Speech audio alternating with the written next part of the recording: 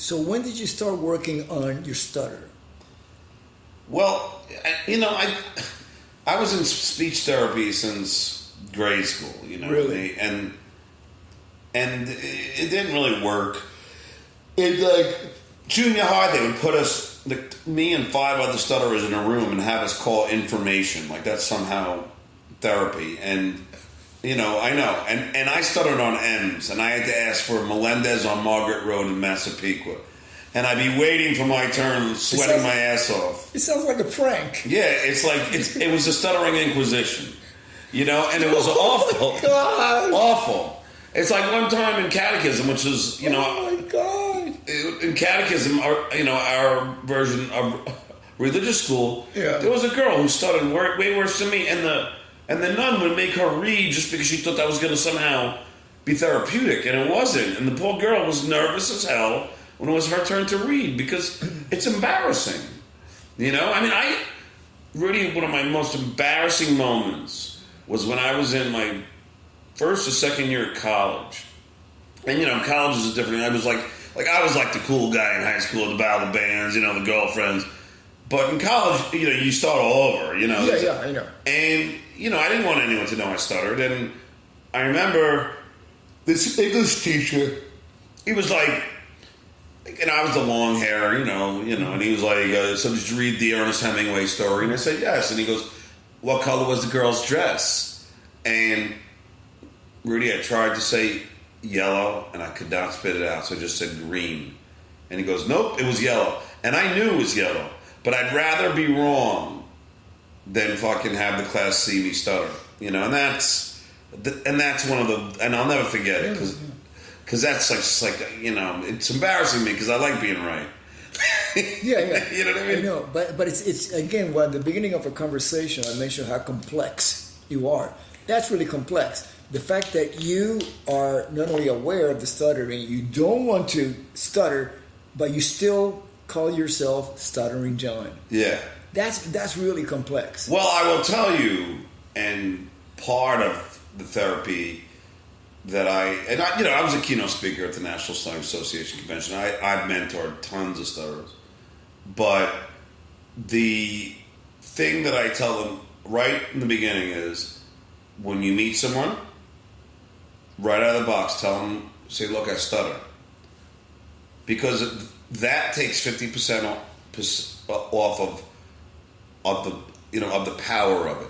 Interesting. Now, if you stutter, you've already warned them, so you don't have to worry about it anymore. You don't have to try to hide it, and by trying to hide it makes you stutter more. Exactly. But I'll tell you, Rudy, this is my favorite stuttering story of all time, and I think we all have angels, and I think that we all can be somebody's angel. Absolutely. And for me, I get a call when I was on the Stern Show from a teacher who said she has this 16-year-old African American student named Conroy Arnold, and don't forget that name. And he stutters really bad. Would I see him? And I said, sure. He comes to the office that I was occupying at the Stern Show, and I'm telling you, Rudy, the kid can't spit out a word. He is stuttering so badly, I have tears in my eyes. So I asked him finally, what are you going to do tonight? He says he's going on a date. He's taking this girl he really likes to the movies. And I pull this out of my ass. I go, do yourself a favor. I go, bring a notebook and a pen. This way, if you can't speak, you can write it down and you'll be able to communicate. And at the very least, by knowing that you have this crutch that you're able to communicate, it might alleviate the tension of having to speak, and you might be able to speak. I don't ever hear from this kid again. The weekend I give notice to Howard, we all go, to go to the Tonight Show. We all go to Atlantic City. We were all planning to go anyway. We have dinner at the Borgata Hotel in New Jersey, and at a high-end restaurant.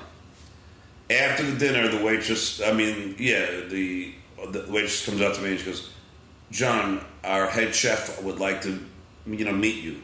Now, granted, this is 10 years after. And I go, what's his name? She goes, Conroy Arnold.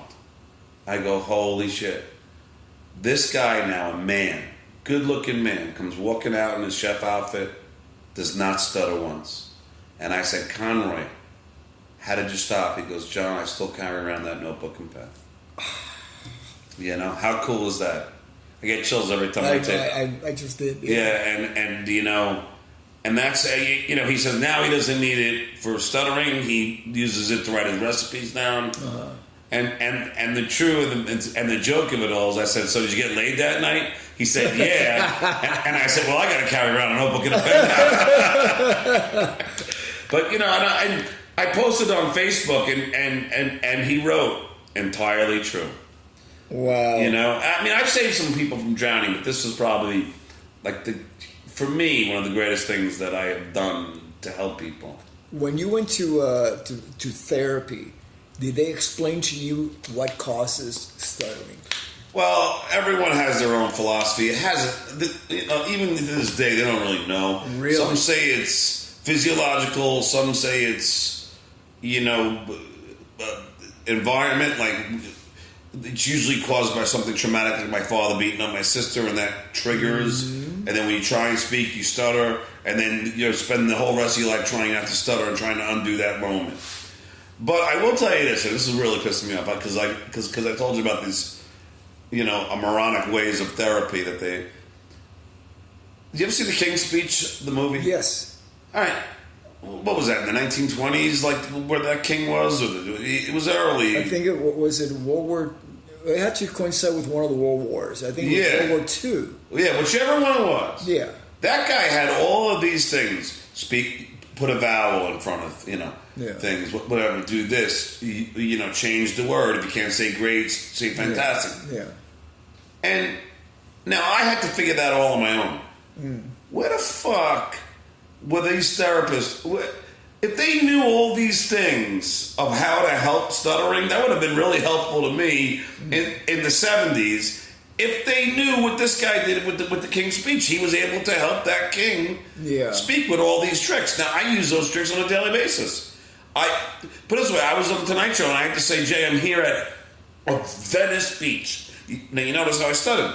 I can't say V's. V's are tough. Those are tough ones. So I'm sitting there panicked. And so we go live with Jay, and I said, Jay, I'm here at the Venice Beach. I put a silent dot in front of it. I put a though that nobody else would know except for my brain. Jay, I'm here at the Venice Beach. You know, and it does it, you know, and I used that. Now, talking about a walking thesaurus, here's a funny story. It was Beach Games again, which is what I hosted on the little segment on Tonight Show. They had Jared Washburn, like a famous Angel pitcher. He's throwing suntan lotion, you know, water balloons at my back. So I'm going to say to Jay, don't worry, Jay, he's no Mariano Rivera, who happened to be my favorite Yankee pitcher, but M's and R's are not two consonants that you want to put together. Why I would do that? I'm an idiot. So we get live, and I go, don't worry, Jay, he's no Randy Johnson. You know, and that's what you end up doing as a stutterer. You have to be a walking thesaurus. God. And you know, there have been, you know, and I'm not, you know, blowing my own horn, but there have been studies that say stutterers usually, you know, are higher on the IQ thing. I mean, and I get it, because all their life they're trying to figure out, you know, all these. I mean, they have to know a billion different words. They have to go so quick to change words so they can speak clearly. It's on the drop of a dime. You would never notice it. I know it. For instance, when I say, you know, which I've said on this interview, that's just so I can get to the next word. That's a starter phrase for me. Interesting, because like right now, I'm stuttering because I got so much stuff in my mind that I'm grabbing for things, you know, for what we're going to talk about next. And, you know, so to me, it's kind of like a glitch. A glitch, because you don't know which one, you know, it's like a switchboard where you're going to switch over here, or over there. You know, which direction are you going to take, you know? To me, that's how it happens. And also, when I used to drink, I used to, I had a game or whatever with my wife. It's like, if I could not say situation, I would hand her the keys. Even though she might have drank more than I have, but at least, Situation was definitely my word, for knowing that I've had maybe one drink too many, What was your drink of choice? Margaritas. That was the last drink I had at a place called El Coyote down in, Hollywood. Oh, okay. Yeah. I'm a light beer dude. Like, I'm not like a hard, I mean, sometimes I'll have a martini, but for the most part, it's just, I'll just drink the light beer. Did you pick up drinking martinis and hanging with Jay Leno, or is it something? Jay doesn't drink, smoke. But I mean, that crowd, more of that. No, I just, like if I'm having dinner, like at a restaurant, sometimes beer, like you want to have like maybe a glass of wine or like a martini, something that goes better with a dinner atmosphere than just drinking. And you get sick of beer after a while, it's like, all right, I'm going to try something else, Can't do margaritas because I once had tequila. I had a drinking contest with shots of tequila with the owner of Infinity, Mel Karmazin, and I ended up puking all over Manhattan, and that was the last time I've had tequila. I just can't. Even the smell of it just makes me sick. What was my question is actually because I have a book, and I know what it takes to write a book, the commitment and the hours and the loneliness of going down a certain path, even though, like when I wrote Off the Rails, what happened was that Randy became alive again in my mind. Yeah. And I wrote about it. I had an inner voice that sounds nothing like me, talks completely different, but was dictating what I was writing about, and that's the tone of the book. What was your motivation for writing your book? Oh, I just always wanted to. I mean, I just thought, again, it's like a motivational comic romp. Look, I'm a stuttering kid with bad OCD, which is obsessive compulsive disorder, and and to be able to become the announcer on the Tonight Show. It's a pretty big thing in the stuttering community. It is. Huge. And then also, I've got to work with two icons, Howard Stern and Jay Leno. Yeah. And it's also, and I do reveal a lot of behind the scenes. I've lived a very interesting, life, if you will. So I thought that it would be a fun read, especially for people who like the Hollywood, stories and just the arc of going through this whole thing with me of maybe not getting the Tonight Show or how I got the Stern Show and why I did the interviews and all this. Like it's interesting, like everything that happened in my life, and it ends right now with the prank call, which. Do you know about the prank call? Yeah. But tell me, I mean, what can you? Because I know that you are in. Oh no, it doesn't matter. Well, what happened was, we came up with the idea to call the White House. So I've hung out with Donald Trump in the past, so I thought, okay, we didn't have a guest on. Let me just call the White House. So we tried, and we just had to Google the number. Really?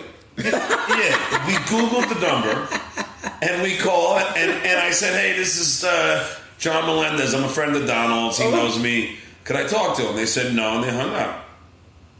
So then my producer goes, hey, instead of Melendez, call as Menendez, which is like change one letter, like what they did my cousin Vinny from Callow to Gallo, whatever. It's like, all right. So I call back with this worst English accent, and English accents. I'm like, yes, hello, this is Sean Moore. I'm calling, I'm Senator Bob Menendez's assistant. They're like, who? I go, Sean Moore. Sean is in Connery, Moore is in Roger. I'm a big Bond fan. Which is already an indication, like, I didn't name myself. So then they go, they go, is this your cell phone? I go, yes, it is. They said, all right, let's... the president's in Fargo, North Dakota right now, which is like, they're giving his location to me. Yeah. And I'm like some idiot with a bad English accent. And then, a few minutes later, they call back and they go, yes, we have one question for you, Mr. Moore. I go, yes, what is that? And they go, well, Your cell phone has an 818 area code, and Senator Bob Menendez in New Jersey, which, by the way, I had no idea what state he represented. I didn't even know what party he was affiliated with. Yeah. And I go, oh, that's because we're on holiday. And then